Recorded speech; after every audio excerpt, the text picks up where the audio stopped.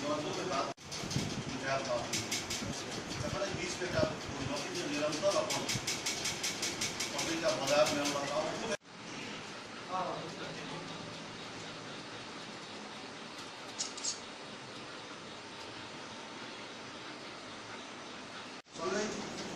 धन्यवाद देवें वार्षिक लोकार्पण कार्यक्रम हम करने आज हमारा विधायक जी वर्ष के भीतर वास्तविक अभियान जंगला से लेकर धरोहर पूर्वती का संरक्षण किया जाए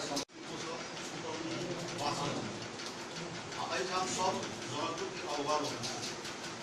जनकपुर के जितने कमिटी के जो प्रशासन का काम वो व्यक्ति की प्रश्न चर्चा है संरचना अपने आप में संबंध सौभाग्य हम अगर संरक्षण प्रचार प्रसार के रूप में वो जरूरी शिक्षा हम